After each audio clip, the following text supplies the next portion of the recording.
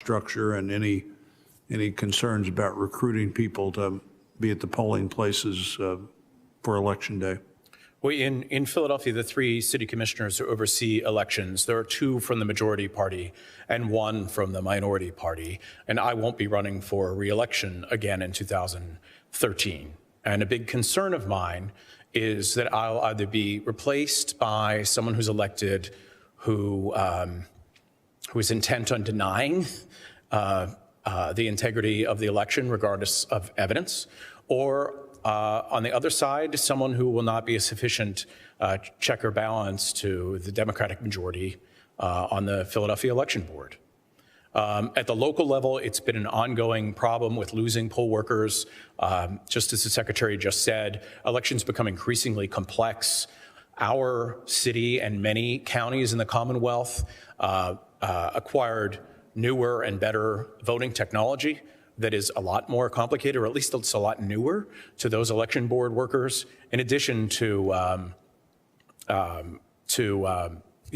sort of strain that we talked about here. And our Commonwealth also just instituted mail-in ballot voting, which is an entirely new system of voting to the Commonwealth of Pennsylvania. We had absentee ballot voting before, but now that as well. So elections have become a lot more complex. You know, people say to me, as they say to I'm sure many who work in elections, like, what do you do the other 363 days of the year? Mm-hmm.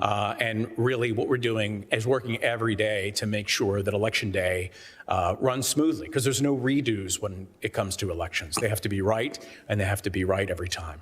Thank you. Thank you, Chairman. Thank you very much. We're going to now turn to Senator Angus King, who I believe is joining us electronically. Thank you, Mr. Chairman. Glad to be with you.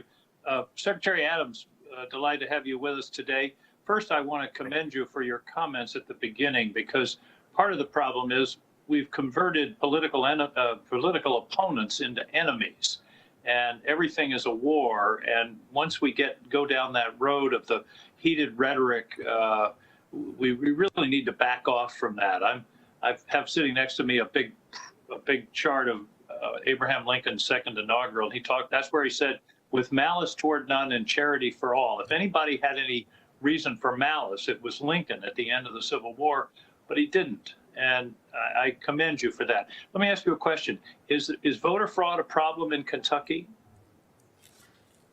Well, I would maintain that it is not currently, and then when it has happened in the past, typically it's occurred in a specific sort of situation where there's a perfect storm in 3 ways. Number one, it happens at the local level. It's not occurring at a statewide level or at a congressional level. It's happening in a small town or a small county where only a few votes can potentially tip a race. Number two, it's generally for a job that involves patronage. In other words, there's some sort of reward for the winner in the ability to distribute funds or jobs or what have you. And then number three, it tends to occur in a place where there's poverty, where votes can be bought for a pretty small amount of money. That's where we typically see vote fraud. I'm certainly not going to wish it away. It does happen. It's something that we work very hard to prevent, and when it happens, to prosecute. But I think what you said is very important, because what you said is consistent with everything I've read and heard about voter fraud across the country, and that is it's isolated. It's not widespread, massive millions of votes. It's somebody, one person votes for a dead person or something, but it's very unusual in rare cases. And we're talking around the problem here. A lot of the conversation today has been about the danger and threats to election officials. The reason those threats are being made is that people are being told something that's untrue, that A, there was massive fraud, and B, that election officials were in on the fraud. Mr. Matheson, couldn't a lot of this be alleviated if our leaders would simply tell the truth to their followers? Thank you, Senator King. Certainly, our work at the Stanford Internet Observatory and the work I did at CISA was to push people to the trusted sources of information about the facts with elections, and that's your state and local election officials who have information about not only the security and integrity of the process, but the accessibility and how the system works. And so for us, one of the core recommendations that we have in combating the mis and disinformation around elections is really driving and elevating the voices of our state and local election officials, as is done here in this hearing, to share the facts about how elections are run in the states, the fact that across all 50 states, our elections are bipartisan, they're transparent, and they're professional. And so, yes. Well, the problem that I see is that this idea of massive voter fraud has become a pretext for substantial changes to election law around the country in the name of ballot integrity, when indeed it's the classic definition of a solution in search of a problem, where you're making significant changes which will inevitably affect a significant number of people. Mr. Schmidt, what about my thought that one of the most important, I mean, there are not enough state troopers in the world to guard every election worker. So bearing that in mind, isn't the best solution for our leaders to tell the truth to their followers about the fact that 2020 and every election in recent history has been straightforward and honest, and try to wean people from this idea that there's widespread massive voter fraud? Not only are there not enough state troopers in the world to protect every election official, but there certainly aren't to protect their families as well.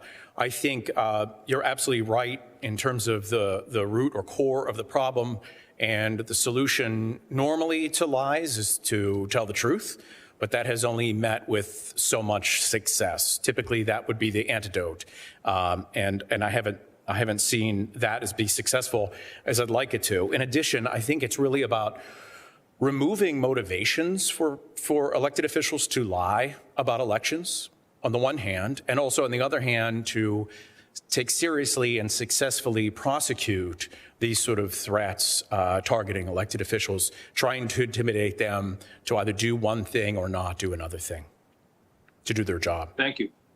Thank you very much, Mr. Chairman. I yield back.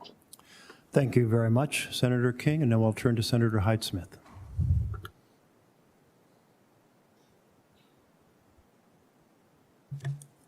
Thank you, Mr. Chairman, and my question is for Secretary Adams. Mr. Secretary, in your testimony, you said that voting in Kentucky has never been as accessible or secure as it has since you took office 21 months ago. To echo the mantra of the Kentucky senator on this panel, our Republican leader, our goal should be to make it easy to vote and hard to cheat. It sounds like you've been successful in achieving that in Kentucky, and I applaud you in that achievement. One of the key proposals you focused on has been to press the state legislature to strengthen Kentucky's voting laws and voter ID. Now, due to your efforts, I think that you've accomplished that. To show Kentucky voters have to show a photo ID when casting their ballots, as well as in my state of Mississippi, requires photo ID to be shown at the polls. There's been a lot of debate in this committee about voter ID and about what sorts of ID states should be able to require. Secretary Adams, why do you think it is important to require a photo ID specifically? Well, I think we need the same degree of security in our elections that we need in any other respect in our lives, cashing a paycheck, entering a government building, getting on a plane, and so forth. I think that's entirely reasonable. It's also important, I think, that these laws be written in a humane way, that they ensure that people have a path to get a photo ID for free. We budgeted several $100,000 in our bill last year to make sure that people had access to photo IDs. And when we had our election, fortunately, we implemented this even in a pandemic and did not have the predicted disenfranchisement that folks thought we might have. So part of this is just for the obvious reason, but the other reason to do this is to have credibility when you're trying to do what I've tried to do, which is make voting easier also. I found that the best way to do election policy is to be bipartisan and cross-ideological, to work with both sides. And then you give both sides something they're concerned about. Democrats tend to be very concerned about access, and rightly so. Republicans tend to be very concerned about security, and rightly so. And so the best of both worlds is to say yes to both. So you feel like it has truly helped secure accurate voters or the elections in Kentucky? You think that this has been a step that actually did that? Yeah, it's not a magic wand, to be sure. There's other things that we've done that I think added security as well. The absentee ballot request and tracking portal We use that to verify a voter's identity, but also to more efficiently ensure access to an absentee ballot and also help the voter track the ballot herself from the comfort of her home, see where it is in the system. That holds us accountable. It's appropriate. We banned ballot harvesting. I asked for and got additional authority to get our voter rolls cleaned up. And these things all got Democratic votes in our legislature because they were paired with expanded access to the ballot. I think that's the best way with respect to Congress to make election policies, to do it in a bipartisan way. And in your testimony, you spoke a little bit about the election reform bill enacted in Kentucky. I want to outline how impressive a bipartisan achievement that bill was. It passed the Kentucky House of Representatives only 3 days after introduction by an overwhelming vote of 93-4. It passed the Kentucky State Senate just a few weeks later by an overwhelming vote of 33-3. And it was signed into law by the Democratic governor a few weeks after that. I'm just hopeful that we can capture some of that Kentucky spirit here in the U.S. Senate and to learn to pursue legislation that can bring us together and achieve overwhelming support, just as you did in Kentucky. How has Kentucky been able to achieve such broad support for its election reforms when the issue has become so partisan in other states and on the federal level? How did Kentucky achieve that? Well, some of it was the luck, I guess, of having to run an election in a pandemic. I approached our legislature and asked for emergency powers to be able to make changes to acclimate our system to that reality. I didn't feel comfortable asking that I have all of that power by myself. I was the new kid in town and a Republican, and we had a high-profile Senate race ongoing last year, so I asked that the Democratic governor be included. I had seen what had happened in other states where there was partisan warfare between branches of government, between Democrats and Republicans in other states, and it led to election breakdowns. And I didn't want that to happen in our state. I didn't know that that was going to set an example later for bipartisanship in legislation. I'm really grateful for that. So when Congress has been at its best, as with HAVA, folks have come together across party lines, and I hope that we're able to do that again. Thank you so much, and my time is out. Thank you, Mr. Chairman. Thank you very much. Next up, Senator Merkley. Well, Madam Chairman, if you'd stayed along a little longer, I could have called on myself. There we are. Thank you. It's good to have you back. And I wanted to ask you, Secretary Hobbs, some questions. The review of the ballots in Arizona, did they turn up cases of non-citizens being organized to vote? No. Did you have some form of vote by mail? Yes. I was very struck when, in a previous hearing of this committee, we heard from a senator that the strategy of voting by mail was a strategy to enable illegal immigrants to vote. Is there any sense that in Arizona you established vote by mail in order to allow illegal immigrants to vote? Absolutely not. In Arizona, vote by mail was established by a Republican majority legislature decades ago, and it's enjoyed by at least 75% of our voters every election, and closer to 85% this last one. Thank you. We also had before this committee Jocelyn Benson, the Secretary of State of Michigan, and so I asked her the question because of their vote by mail, if they had reviewed and they had done a search for that type of fraud, and she had, and she sent us a letter that laid out every step of the way how they ensure that it's citizens voting, and had found 0 cases there. As far as I'm aware, we have 0 cases in Oregon, and Oregon initiated a vote by mail. We did have in Oregon, over the course of a decade in which 61 million ballots were cast, and sustained cases of 38 cases of voter fraud. So I'm not saying it doesn't exist.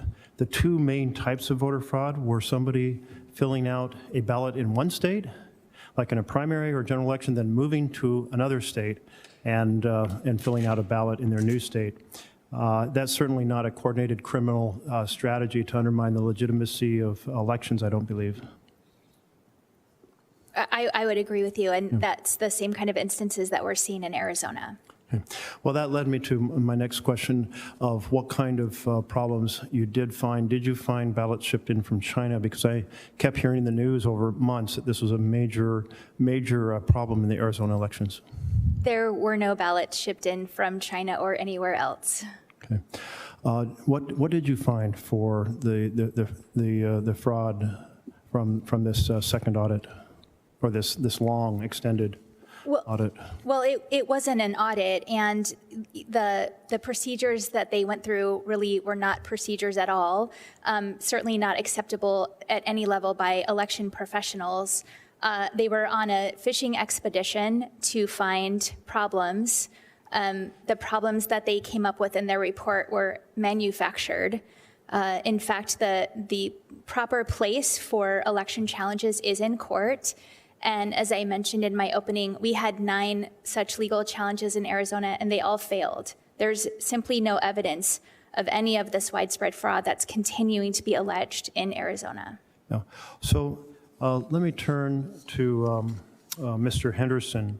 Mr. Henderson, we're hearing that fraud is continuing to be alleged in Arizona after basically none was found, according to the Secretary of State. So you had mentioned that one of the steps in this strategy is weaponizing the examination of ballots or the reviews of ballots to spread distrust in our election system. What is the purpose of this effort to undermine election systems when they're actually working well? Thank you, Senator Merkley.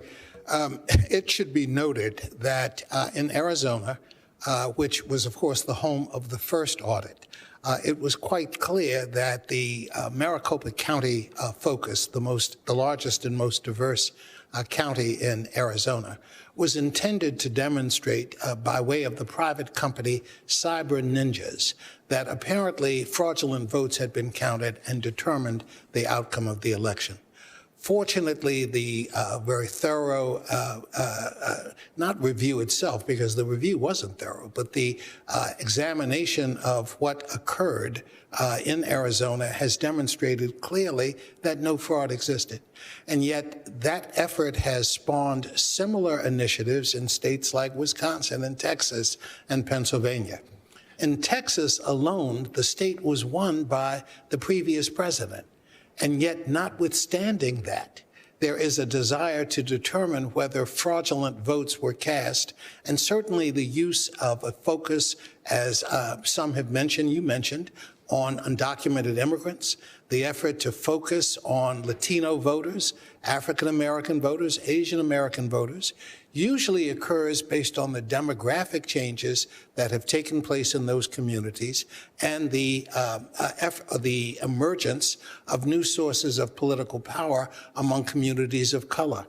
This effort to hold reviews, these sham reviews, is intended to intimidate those voters and to discourage them from coming out in future elections.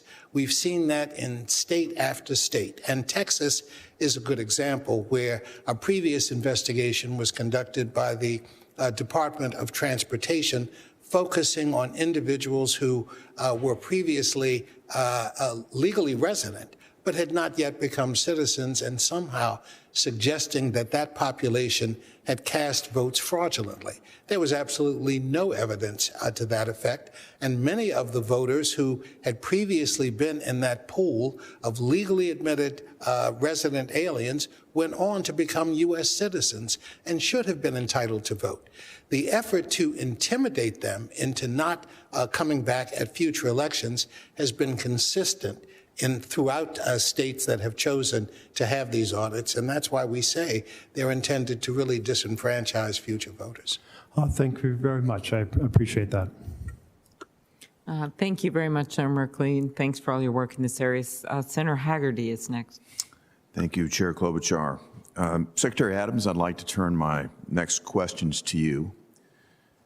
In your experience, Secretary Adams, do voters tend to have more confidence in elections when the rules are set by members of their community in accordance with local conditions and preferences, or when the rules for all 50 states are actually dictated in completely partisan fashion by Washington politicians and bureaucrats?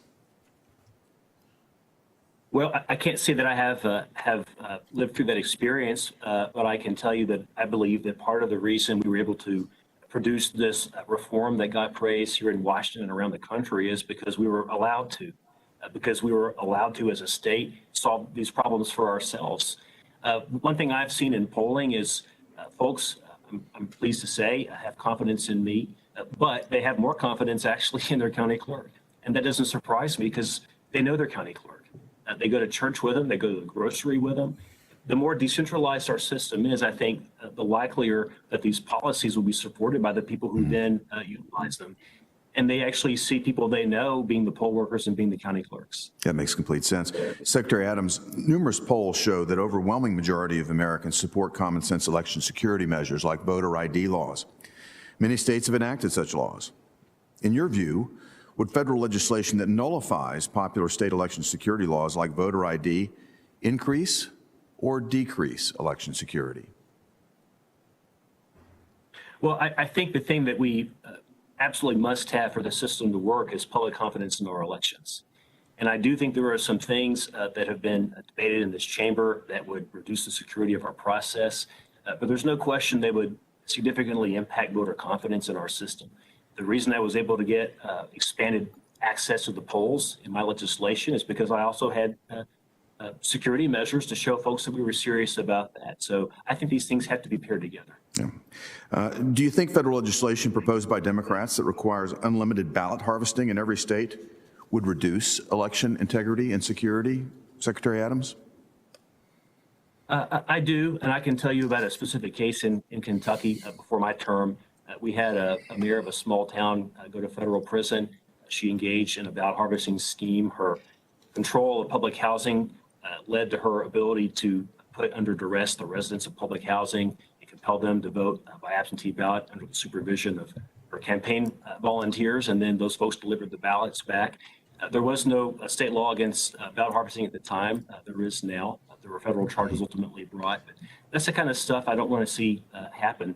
And certainly in going into an election year with local elections on the ballot, as we have in Kentucky in 2022, again, that's where you typically see these sorts of attempts occur.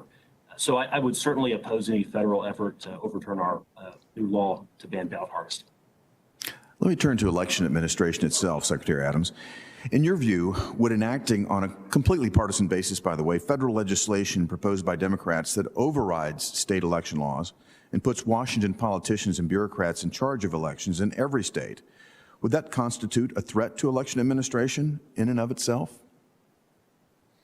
Well, potentially. I think it certainly would be a threat to public confidence. If there's just one version, one partisan or ideological version of election policy, and it's foisted at a national level upon all the states, I don't think it will be well received. I think people have confidence in me and their county clerks and their poll workers and their governor for that matter. And I think that folks tend to be in more contact with us. They see us as directly accountable and they tend to trust us more on these issues. And so I do think that federalism is a good thing. Diversity of our country is a good thing. And I think that federalism respects that diversity. And to be clear, I don't think Congress should tell California or Arizona or Utah or any state that does things differently from Kentucky how to run their elections either, even if they don't like the way those states do those things. I think that all states ought to have the right to make those decisions. That's what the Constitution, I believe, contemplates. I'd like to turn just to a different topic. It's been raised already in these discussions today, and that has to do with the reprehensible notion of threats surrounding elections, particularly threats to election officials, which I condemn at any level. Secretary Adams, you've noted in your testimony that it's never been easier to vote in Kentucky. That's the case in Tennessee as well, where Secretary Trey Hargett has done an excellent job. And we've had record voter turnout in 2020, thanks to his great leadership there. Yet you noted that you and your fellow Kentucky election officials actually received threats of violence in 2020, resulting from a misinformation campaign by a left-wing group that was egged on by national Democrats. Can you elaborate a little bit more on that unfortunate episode? Sure. I'm not trying to target anybody or make any hay here. I just want to note that this is unfortunately not limited to one side of the aisle. In this case, unfortunately, there was a misinformation campaign that alleged that Kentucky was engaged in vote suppression, that it was some sort of intentional act by Republicans, namely me, to keep folks from voting, specifically African Americans from voting. It was really reprehensible. I'd say the number one person who helped us push back on that was our Democratic governor. As far as I'm concerned, it was one of his finest hours in his job as governor, is having the courage to stand up to the national media and out-of-state groups and call them on it and say this is false, that we actually have made it easier to vote than we ever had in Kentucky before. And in fact, we had the highest turnout we'd ever had in a primary election in a pandemic last year. Unfortunately, my office got thousands of abusive calls. To be clear, most of them were, very few of them actually were actual threats, but a lot of harassment, a lot of verbal abuse of my staff, of the State Board of Elections staff. And this had two problems. One, the obvious, it's a horrible way to treat people. The other problem is, unfortunately, our phones were so logged with those that we believe that some Kentuckians who are calling to get information about how to vote an absentee ballot or where to go vote on election day weren't able to get through. So there's a real suppression angle to this as well. Well, thank you for sharing that experience. It's regrettable on both fronts. Thank you, Madam Chair. Thank you very much. Next up, Senator Padilla. Thank you, Madam Chair. Colleagues, as most of you know, before I joined the Senate, I served as California's Chief Elections Officer for 6 years. And in that time, I recall proudly working with so many local election administrators up and down the state of California, as well as with my colleagues from states around the country, with the shared objective of making sure our elections were as safe, as secure, and as accessible as possible. In California, I believe we succeeded in meeting that goal, and that is in no small part due to the hard work, dedication, and absolute professionalism of our local elections workers as well. These dedicated Americans are indispensable to the strength of our democracy. And it's because of that experience that it's been so deeply and personally troubling for me to hear story after story of election workers who now fear simply going to work, who are afraid that their nonpartisan work to help Americans exercise their right to vote and that their votes be fairly counted will make them the subject of threats of violence or worse. Election workers deserve better, and this Congress owes them better. And I hope that we, working together, can deliver that. Question for Ms. Hobbs, Secretary Hobbs. Beyond the recruitment of qualified full-time election workers, as we know, successful elections also rely on the army of temporary workers, poll workers by another name, to help staff the polls, to guide voters and perform day of election tasks like checking voters in, checking registration status, providing ballots, et cetera. Are you concerned that these ongoing threats to temporary election workers as well may also affect the administration of elections, including causing so many to choose to not volunteer or be reluctant to volunteer?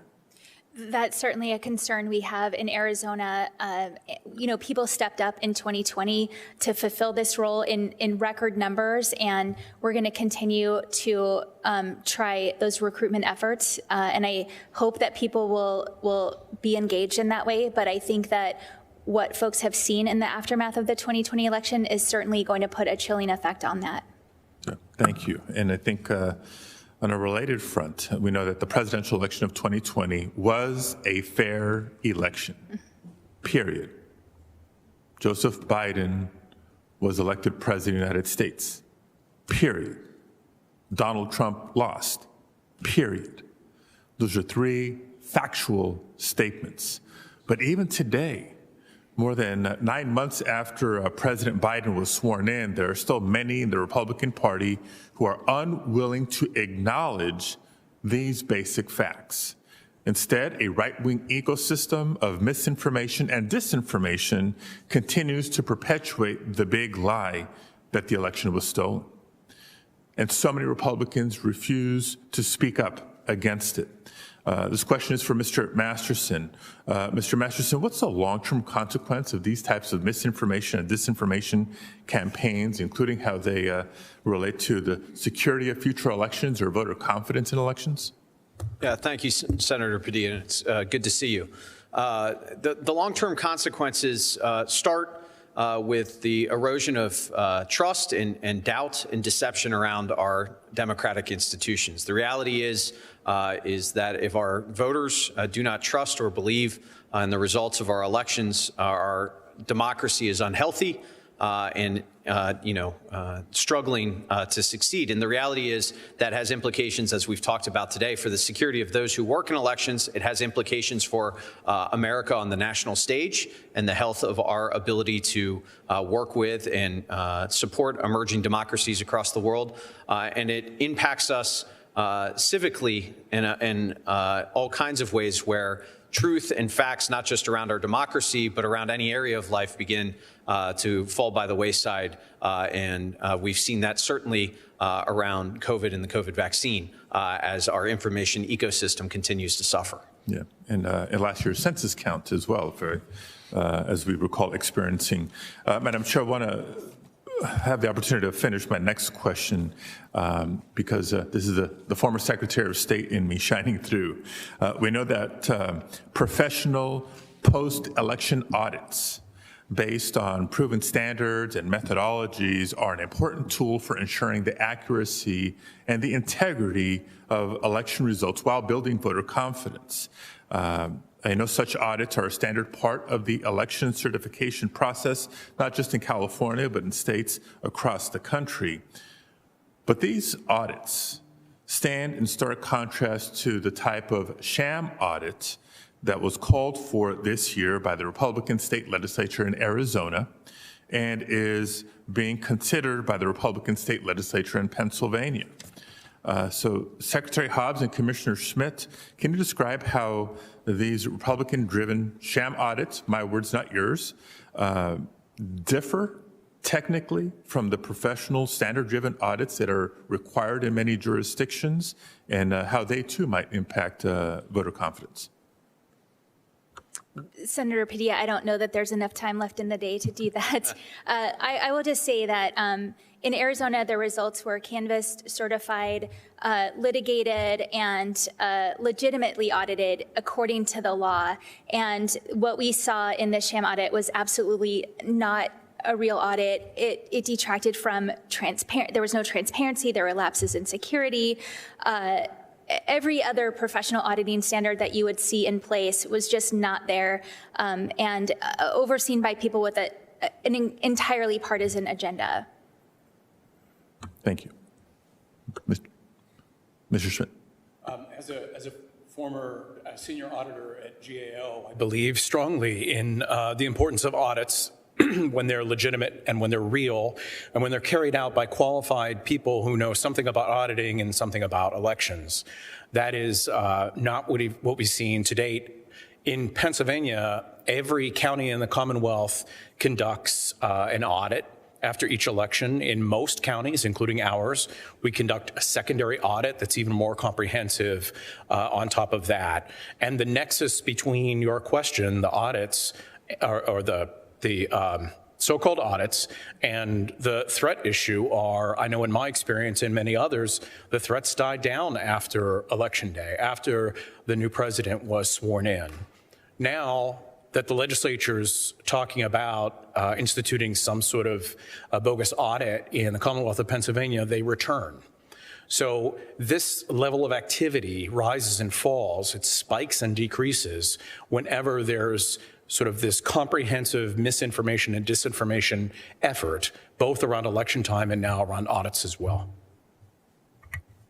Thank you both, and let alone, from what I understand, in Arizona, what otherwise would be unauthorized access to the actual voting systems themselves, and what that portends for future elections. So, Secretary Hobbs, as you said, we don't have enough time in the day. Thank you, Madam Chair. Thank you very much, Senator Padilla. Next up, Senator Ossoff. Thank you, Madam Chair, and thank you to our panel. I appreciate your presence here and your answers. Secretary Hobbs, nice to see you again. Secretary Hobbs, this question is for you. One of the many destructive effects of the lies and conspiracy theories fabricated by the former president and his attorneys to discredit the outcome of the 2020 election was the dramatic increase in threats of violence, attempts to intimidate election officials at all levels. There was a famous press conference held by a man named Gabriel Sterling, the chief operations officer in the Office of a Secretary of State in Georgia, a Republican and a Republican appointee, in which he urged the then sitting and defeated outgoing president to cease the lies because people's lives were at risk. And Georgia has really been at the epicenter of this trend. We've seen, as I said, election officials at all levels, from the Republican Secretary of State and his family all the way to Good Samaritan, nonpartisan volunteers at polling places, subject to abuse, harassment, and threats. We saw threats against polling places themselves. I've offered legislation to strengthen federal law protecting election officials. I would like you to comment, based upon your experience as the Secretary of State, how, in addition to the fear and the harm done by threats of violence themselves, how this impacts election administration and really is an assault on voting rights. I think what's been much more ongoing and constant than the threats themselves are the level of harassment that's coming in to election offices, to our office for sure, not just the elections division, but other divisions of our office, keeping people from doing their jobs, and then election offices across the state, as the commissioner mentioned, when there's something, things seem to die down, and then there's heightened awareness again because there's a sham audit being proposed or whatever, then things level up again. And for my office, it's been nearly constant. And so it's been really, it's people that go to their jobs as public servants every day are exposed to this, and it's wearing them down. And so it's not just the threats, it's this constant harassment. Certainly some level of federal protection against the threats would be helpful, but there's just, I cannot describe how constant it is and how draining it is on people that are having to answer those phones or those emails or check those social media, and it's taking away from their ability to do their jobs. Thank you, Madam Secretary. Mr. Henderson, one of the most concerning aspects of SB 202, the election law that was enacted in Georgia, is that it empowers partisan officials at the state level to take over, reconstitute, and perform the functions of local election boards at the county level. This could empower these partisan state officials to make decisions about polling places, about polling place locations, which can often change at the last moment, about processes that should be free of partisan interference and under local control, perhaps even decisions about ballot disqualification or results certification. Can you please comment on how such laws threaten the impartial and fair administration of elections? Thank you, Senator Ossoff. I should note before I answer that Georgia is also the state that has chosen to limit voters' access to water and food while they're standing in often incredibly long lines that result from having closed polling places that would otherwise have been used during an election.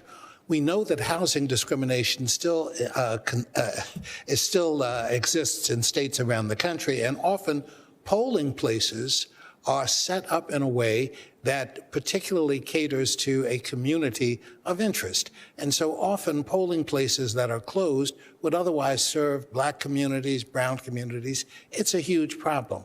The fact that you and Senator Warnock have introduced legislation that would seek to limit the ability of state boards of election to interfere at the local level, to remove individuals who would otherwise and have served in a nonpartisan way for years, but would now inject a level of partisanship in their responsibilities, is something that for us is a huge problem. That's why we support the inclusion of the effort to protect against election subversion in the Freedom to Vote Act. This does have a real impact on individuals' willingness to trust the election, to feel that their votes will be protected, and even to turn out in future elections, which is really the purpose of many of these subversive laws. So we think it's a huge problem, and we know that some of these issues, of course, existed because of the 2020 election, where the big lie and the emergence of misinformation and disinformation have certainly corrupted the integrity of the elections in the way some view that. However, as had been noted at the outset in questions that had been posed to the panel, truth is an antidote to much of this. And if we were able to ensure that previously elected officials would speak truthfully about the outcome of the election, that would help us certainly protect against this kind of corrosive effect.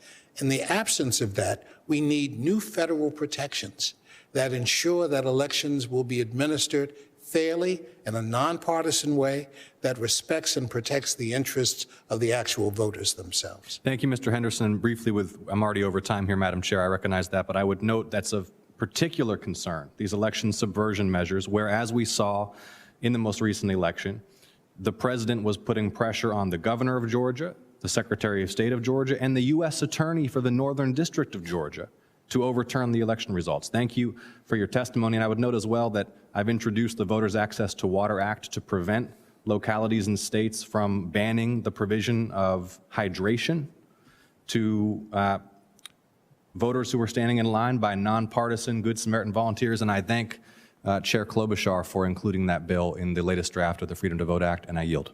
Thank you very much. Thank you for your good work. We're going to have a second round. People liked your interesting exchanges so much. We've had several requests, so I'm just going to ask a few questions here.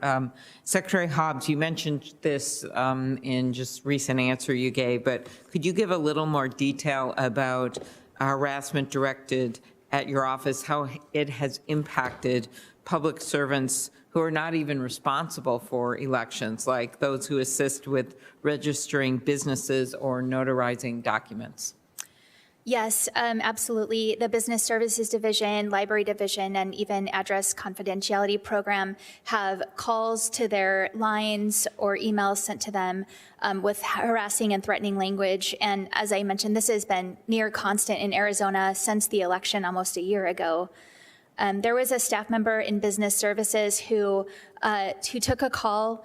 It was threatening in nature, and this is not her job. She's not trained in threat assessment, but she kept this caller on the phone to get as much information as possible to be able to report this to law enforcement, and continued to allow this abusive behavior so that, because she was afraid if she didn't, that somebody was going to get hurt.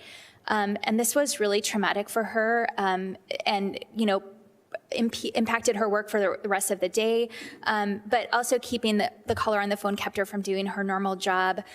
This is a division where the most common tasks in terms of what that division does take around 4 to 6 weeks in turnaround time. So this is not helping at all.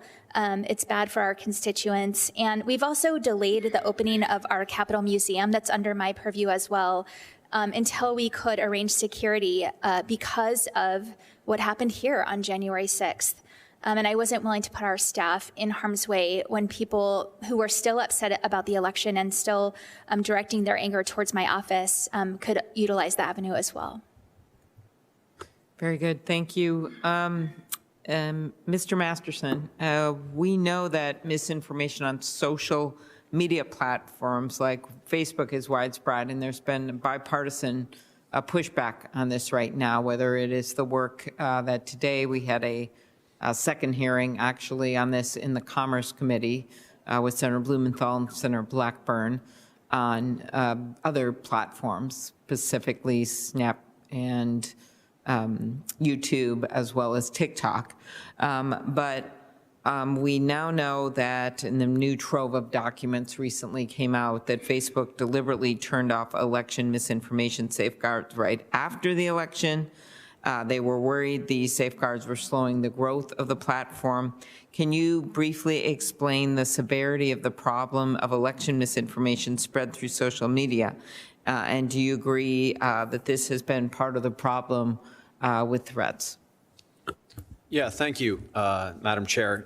Absolutely. This is one of the large challenges. Following the 2020 election, the Stanford Internet Observatory released a report on mis and disinformation targeting the 2020 election that looked at exactly this challenge and made a number of recommendations. The report highlighted the fact that individual platforms suffered from the challenge for consistent moderation of content around election and election information and promotion of correct or factual election information, again, highlighting the voices of state and local election officials, and also the cross-platform challenges that, even if action was taken by one platform, a tweet would show up again, maybe in a YouTube video or posted on Instagram somewhere. And there's a number of steps that could be taken. And the first that we recommend is transparency around the data, the interactions with this type of content. That the platforms can offer a lot more insight to researchers, to Congress,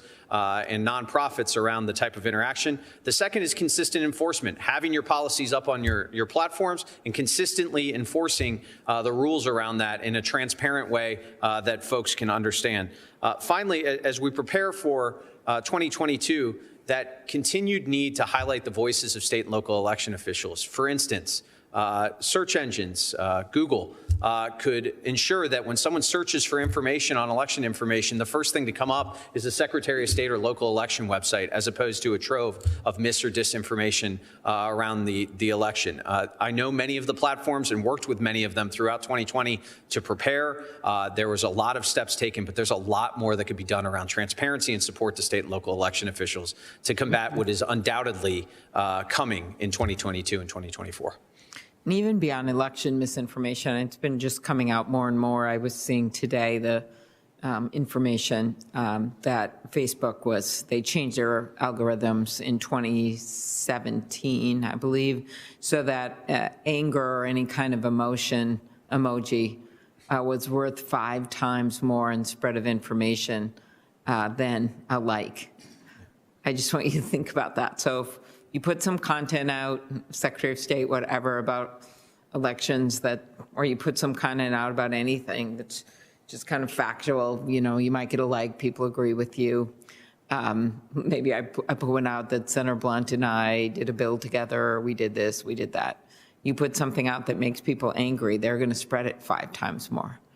I mean, that's a fact. If you can get people to do that anger thing, the anger emoji, then you're in for 5 times more the spread. So I just want all of you to think about that in terms of, you may have disagreements about, what misinformation is, what it isn't, but that polarization really on both sides, at that principle, when you have this dominant platform that's doing that, can change literally dynamics in how people relate to each other, which I think feeds into a lot of what we're seeing. I don't know, Mr. Henderson, if you wanted to comment on that. Madam Chair, thank you so much. And I couldn't agree more with your observation. You're absolutely right. This disinformation, misinformation campaign has certainly undercut public willingness and acceptance of the election results as we know them to be. That is a huge problem. But I also want to point out that in some minority communities, many of the difficulties that we're talking about today with the attacks on election administrators are built on top of efforts that have already taken place in their states because of the elimination of the pre-clearance provisions of the Voting Rights Act based on the Supreme Court's decision in Shelby County versus Holder. Just 2 examples of that point.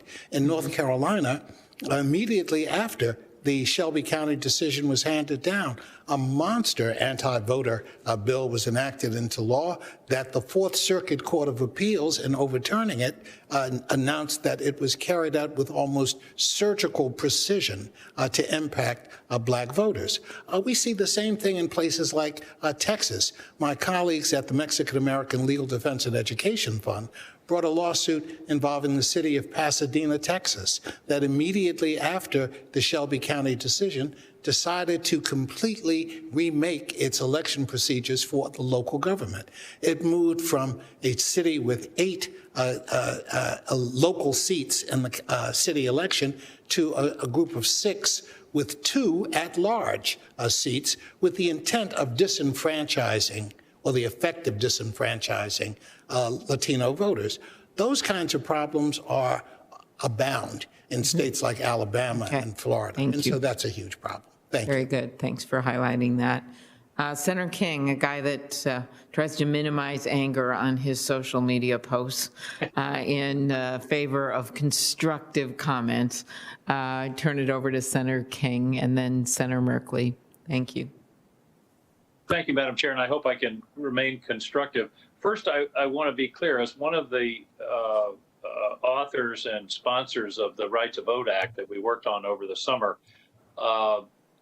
it is entirely within the authority of Congress. Article 1, Section 4 of the Constitution does, in fact, begin by saying legislature shall enact voting regulations. But then there's a semicolon in the word but, and it goes on to say Congress may by law alter or amend such regulations. So let's get rid of this idea that there is no role for Congress or the federal government in election laws. And of course, the 15th Amendment and going into the Voting Rights Act of 1965 are examples of that. So I think that's important. What we're trying to do, what I was trying to do in working on this bill, is not take over state election laws. I'm a former governor. I'm a big believer in states' rights. We're trying to set a floor, a national floor, for protecting the right to vote and protecting the integrity of the voting system, and to be sure that there aren't efforts in particular states to disenfranchise citizens. But it's not nobody wants to take over and run the election system of any of our states, but we think that it's very similar to what we do in the area of the environment. We have basic national standards on the environment, and then states set their own standards within that context. The second thing is, I think the testimony of Mr. Adams, Secretary Adams today, may be very important, because what he said was that he and working with the Democratic governor in Kentucky, a bipartisan election bill that reflected the views of both parties, and it passed by the legislature by a huge majority. That's exactly what we ought to do here. I heard my Republican colleagues, Senator Hyde-Smith and Senator from Bill Haggerty from Tennessee, talk about the Democrat bill. As far as I'm concerned, we put a proposal out there. And if the Republicans are willing and want to come forward with proposals of their own, maybe involving election integrity that they think are important, or maybe involving anti-voter suppression, I don't know. But we've heard nothing but silence since our bill was put out into the public realm in early September. So I want to make it clear here and now on the record that I, for one, would be very willing and able to enter into constructive discussions with my Republican colleagues on what they would like in the bill. I'm tired of hearing it referred to as a Democrat-only bill. It's a Democrat-only proposal, but now is the time for negotiations. And now is the time for Republicans to come forward and say, okay, here's the way we think we should do it. And I think I'm speaking for my colleagues in the Democratic caucus. I, of course, am an independent, but I think this is a time when we ought to try to come together as two parties and work on a bipartisan proposal to deal with the issue of voter suppression. And indeed, if there are questions of voter integrity that need to be dealt with that ought to be part of this package, let's bring them forward and have those discussions. So, you can't clap with one hand. We need both sides to come to the table, and I think the example of what happened in Kentucky, what Secretary Adams has testified to today, is a terrific example for us to follow. And I, for one, am ready to follow that example. So I address my comments to Chairman Blunt or to Vice Chair Blunt and to his Republican colleagues. If there are issues on elections that you're concerned about, or if there are provisions of the bill that we've come forward with that you're concerned about, bring them forward to us, and let's try to work something out.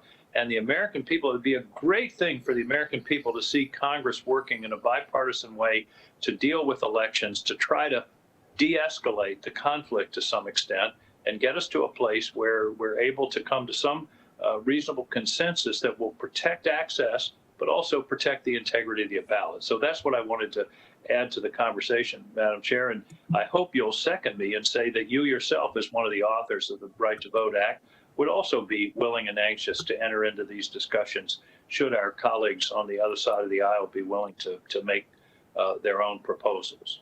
Thank you, Madam Chair. Of course, we're always open to that. It's just been very difficult because time's ticking by here.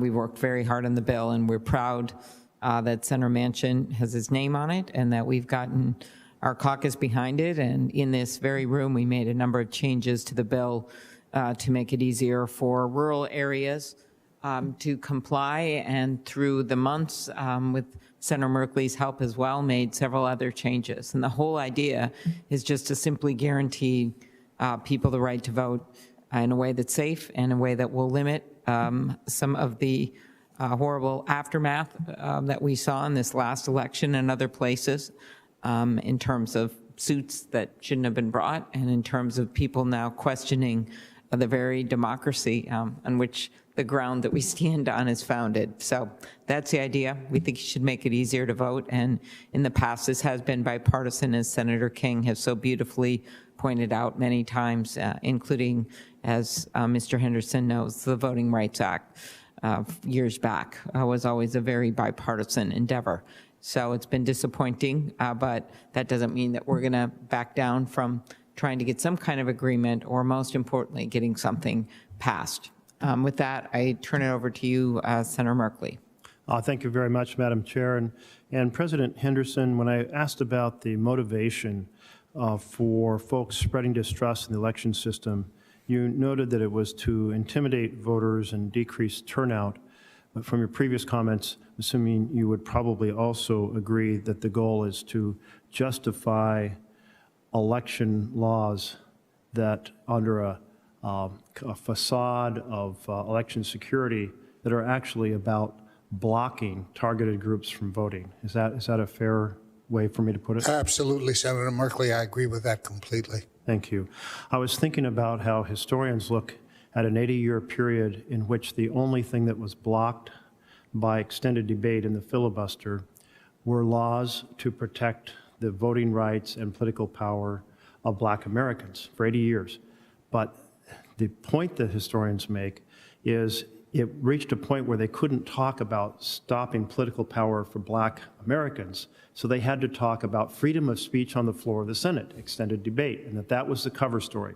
First Amendment was the cover story for blocking political power for Black Americans.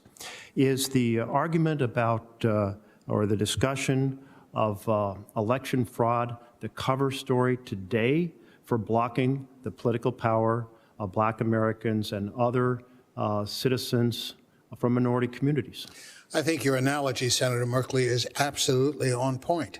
I think the argument that we are now dealing with a climate of fraud and insecurity about our elections, which is based, again, on the big lie, based on information that has been refuted time and again in a bipartisan way, not just by Democrats, but by the previous president's Department of Homeland Security, saying that it's the most secure election we've had. That kind of information is ignored in favor of the disinformation, misinformation, much of it found on Facebook and other social platforms, but of course reinforced by statements of the previous president that somehow he lost the election through fraud.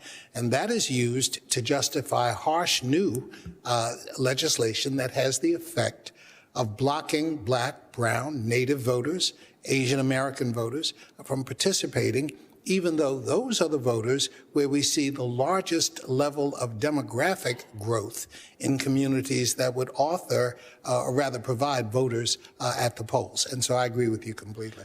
Thank you. Secretary Hobbs, so our former president seemed to really hate vote by mail. And you told me you have vote by mail in your state and that it's fraud-free. Why do you think that former President Trump hated vote by mail so much? I'm under oath, so I don't know that I should speculate on the former president's thought process. But I mean, the fact is that it makes it easier for people to exercise their freedom to vote. And what we saw when people showed up in historic numbers in an election that had multiple challenges was that they made their voices heard, and it didn't go his way. And so it seemed like, from my perspective, that what he was trying to do was sow doubt in the process and make it harder for states who didn't already have robust voting by mail to want to implement it. Okay, I'm going to put forward a theory, and then I'm going to ask if you think it holds water. And my theory is this, that it's very easy to manipulate the vote on election day. And by that, I mean you decrease the number of precincts and communities you don't want to turn out.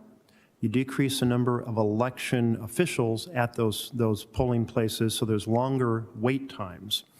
And you can put out, people, probably not the election officials, but others can put out misinformation about the location of the polling places. The election officials can change the polling places from 2 years earlier. Even information's been put out at times that says, oh, we're so sorry you missed the vote last week. So people think they missed the votes when the vote is actually the upcoming Tuesday. So there's many ways to decrease turnout on targeted areas on election day. And vote by mail is an antidote to all of that. There's no way. So if we want to talk about fraud, shouldn't we talk a lot about the fraud conducted on election day? And we don't really. And I want to give you an example. Georgia Public Broadcasting said that after 7 p.m. in 90% non-white polling places, the wait time was 51 minutes, and in 90% white polling places, the time was 6 minutes. Huge differential by perhaps I don't know that it was a deliberate strategy, but quite possibly a deliberate strategy. It's certainly possible it was deliberate. And then the analysis went on to note that there's rules in Georgia to make the polling places fair in terms of one polling place with a cap of 2,000 voters per polling place, but it's not enforced. And then I found another analysis said that other states have protections that are not enforced. My point here is that when I think about the 1 out of 1.6 million votes cast in Oregon that has been found to be election fraud, and across the country similar rates, aren't we facing really a lot of election day fraud where strategies to make it hard for some people to vote in their community as opposed to other communities? Is that a fair thing in your observation across the country? I'm not clear if you're characterizing limiting access to voting on election day as is that what you're characterizing as yes. fraud? Okay, yes. I would agree that the less access we provide to voters, whether it's limiting voting to 1 day or otherwise limiting it, the less people are going to show up to vote, the harder it's going to be to do that. When our committee went down to Georgia, Senator Klobuchar and I listened to stories about people waiting, I think 5 hours was one testimony. And then you think about, now it's against the law to pass out water. Or if you have to go to the bathroom, you lose your place in line. I mean, that's really the type of fraud I'm talking about, and that has a huge impact. Mr. Henderson, President Henderson, in your previous work with the ACLU and your current work with the Leadership Conference, has there been a systematic study of election day fraud in terms of kind of stealing the right to vote through the manipulation of polling places and polling information? Senator Merkley, certainly the organizations that I've been affiliated with have studied election day fraud in that context. Now, I don't know whether they have prepared a specific report. The Leadership Conference has not. But I think your point, which is that there is a history of misinformation on election day that is intended to dissuade or disenfranchise minority voters from turning out at the polls. For example, the note that an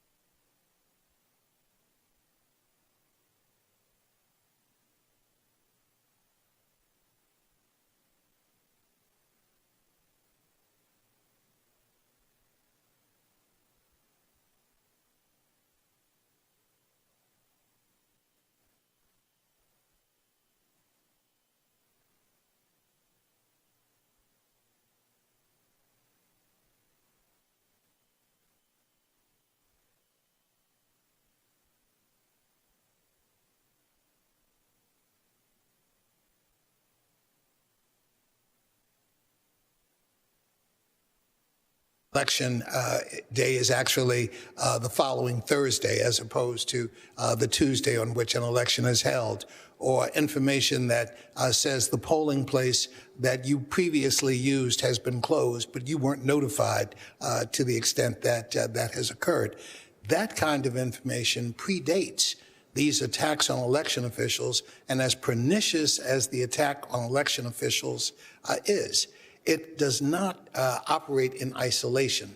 These other provisions which you have talked about, the kind of election day fraud that is directed at particular groups of voters with the expectation that they will not cast ballots on that day, has existed for some time, which is why I referred to many of these changes as being done in the spirit of Jim Crow laws that existed prior to the adoption of the Voting Rights Act.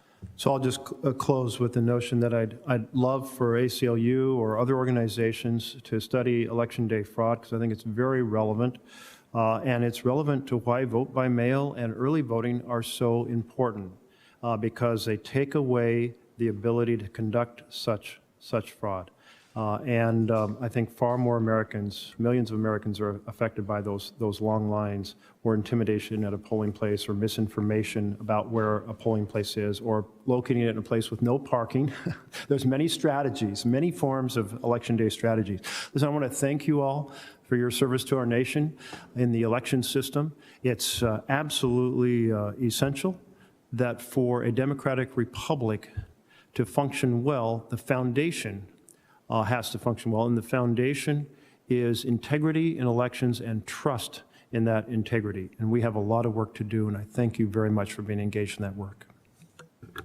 Very good. Well, thank you very much, Senator Merkley. And I want to thank Ranking Member Blantia to go to another meeting, but I want to thank him for helping us put together this hearing. I want to thank all the witnesses and members of the committee for this informative hearing. I also want to thank you for your courage, those of you who have received threats. Most likely everyone who is a witness has received a threat one way or another, as we all know up on this side of the dais. And I want to thank you for being willing to come forward. Commissioner Schmidt, your testimony about receiving a message saying, tell the truth or your 3 kids will be fatally shot. I don't think anyone's going to forget that testimony as we look to what we need to do to fix this situation. The names of your 7-year-old son, 11 and 14-year-old daughters, your address, photos of your house brings home just how horrifying these threats can be. We can all agree that these attacks on election workers and their families are inexcusable, and that if we don't act, we can't expect public servants to continue to perform the essential tasks of administering our free and fair elections. As we pointed out, it isn't just in urban areas, it's in suburban areas, it's in rural areas where they may have even less access to law enforcement assistance, as you pointed out. As Mr. Masterson said in his testimony, election workers are the guardians of our democracy. It is clear, as Secretary Hobbs and others have noted, that there is a need for action. We need to protect those on the front lines of our democracy. I think that while a lot of work is done on the state basis, I'm a big believer in that, but I also think at some point as a federal government, we need to stand up, as Senator King pointed out. Congress and actually the drafters of our Constitution anticipated that the Congress would have a role in making or altering the laws of elections. And, you know, at the very least right now, what we're talking about is that it should be a federal crime to intimidate and threaten or coerce those who administer our elections in a federal election. We need to protect against interference in the counting of ballots. We need to protect local officials from arbitrary and unfounded removal. And we need to protect against the mishandling of federal election records, which puts both the personal information of voters and the security of voting systems at risk. After all, the election for president is a federal election for our entire country. And those that work in this building are in the federal system. We need to empower voters to challenge efforts in states to undermine to make sure that they are not undermining election results and enshrine the right to have their votes counted. These provisions are included actually in the Freedom to Vote Act. And as Senator King extended the olive branch, I also invite my Republican colleagues to work with us on these common sense solutions. So I want to thank you all, coming from different parts of the country, different political views, different backgrounds, united to upholding our democracy and protecting our election officials, of course, your own families, but also those that work for you in your offices, as well as those that work across your states. So thank you very much for your good work. Our election officials, regardless of their party, were truly the heroes in this last election, and we thank you for your work. Thank you.